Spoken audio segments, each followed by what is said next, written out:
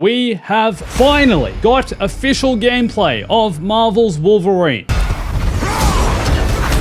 We've had to wait more than 4 years since the initial teaser trailer released, all the way back in September 2021, but here we are, finally getting a first look at Marvel's Wolverine, a new game from Insomniac, and yes, we're gonna have to wait at least another year to play it, with the game set to release September, October, November 2026, but my goodness, this thing looks like the Wolverine game of our dreams, and like they're really not holding anything back here. The developers have literally said in the Behind the Claws trailer that they've set out to make the best Wolverine game ever. And I think that's really saying something, considering a lot of people really like the 2009 X-Men Origins Wolverine game, which is funnily enough way more violent than the film it was released alongside.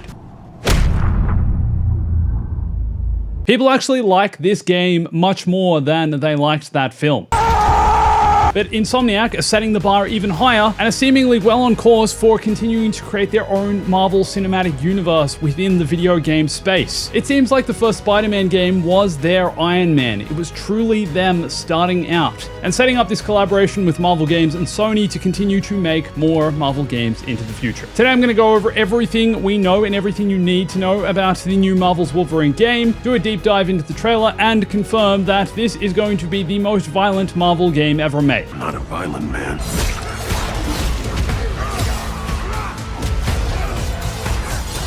Hey everyone, it's Andrew. So even though it hasn't been officially confirmed, it seems like Marvel's Wolverine is going to be more linear than the Spider-Man games. The developers have already mentioned and showcased multiple locations in this trailer, including the Canadian wilderness, Japan, and the fictional island city of Madripoor. It seems like these locations are going to have some level of openness to them, but for the most part, you're going to be progressing through a linear narrative. As he searches for answers about his past, Wolverine will do whatever it takes, unleashing brutal claw combat, violent rage, and relentless determination to cut through the mystery of the man he used to be. It seems like the story is going to be largely about the Wolverine retracing his steps, retracing his past, and trying to figure out who he is and where he came from. Part of Logan's character is that he has some level of memory loss. And considering the Wolverine can never die and is arguably hundreds of years old, there's a lot about his history and past for him to trace.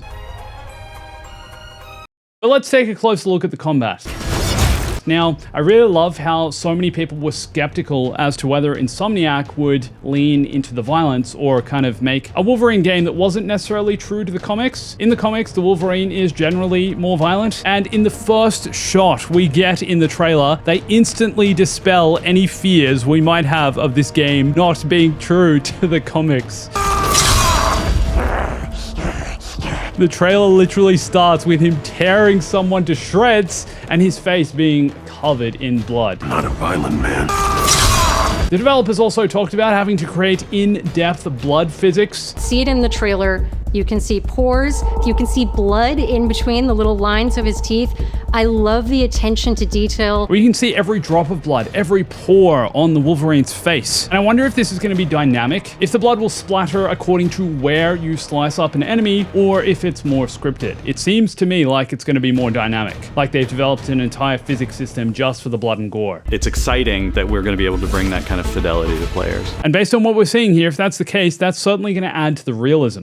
And part of what I think makes this shot so compelling is the emotion on Logan's face. He's obviously angry, but also somewhat lost, confused, almost sad. And this is thanks to the performance from Australian actor Liam McIntyre. My job is to try and find the essence of who Wolverine is, especially as he applies to our story. People hurt him, people take from him, people betray him. He still fights for people who can't fight for themselves. And I like how they've gone with another Australian, even though Wolverine isn't Australian, but I guess is following in the footsteps of Hugh Jackman, the huge jacked man. It's one of the greatest honors of my life, one of the biggest responsibilities I've ever had, and one of the coolest things I've ever got to do.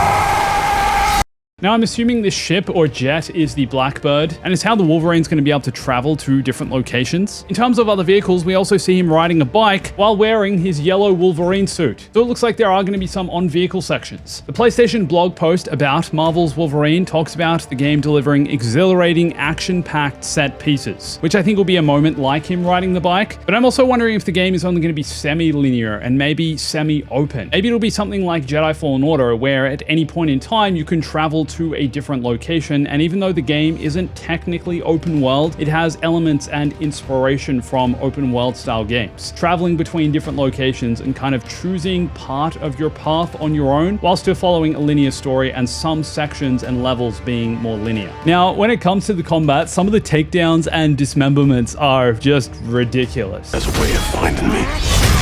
Like, I almost don't think they could have gone further with the violence. And I think the developers were wondering if they were going too far at some point, especially with some of the stuff like stabbing through the face with the claws. There's a part in the trailer where Logan jumps down and then he does the claws up through the face. That one I thought maybe was going to be taking it too far, but I am so glad that we have it. It looks fantastic. And I'm so glad that Disney have given them permission to do this, that Marvel are on board with making a more visceral, more violent Wolverine experience that's true to the comics, that's true to the source material. Because this is what Wolverine would do. "I'm not a violent man," he says. The blood is a joke, man.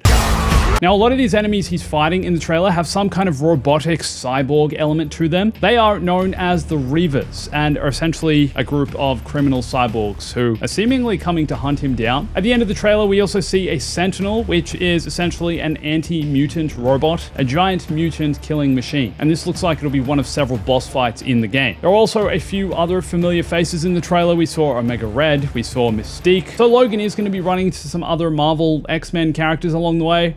And it looks like there's also going to be elements of world traversal and exploration. In this section here, we see Logan running and sliding across a rooftop in Madripoor, which is a good example of a much more open-looking section from the game. Unless this is just some really detailed background map design, it looks like a lot of this location is explorable. We can see cars and bikes down on the street, the skyscrapers in the distance, a boat harbor and docks to the right. Wolverine is a character who goes to many places through the comics. You'll see the Canadian wilderness, you'll see Japan.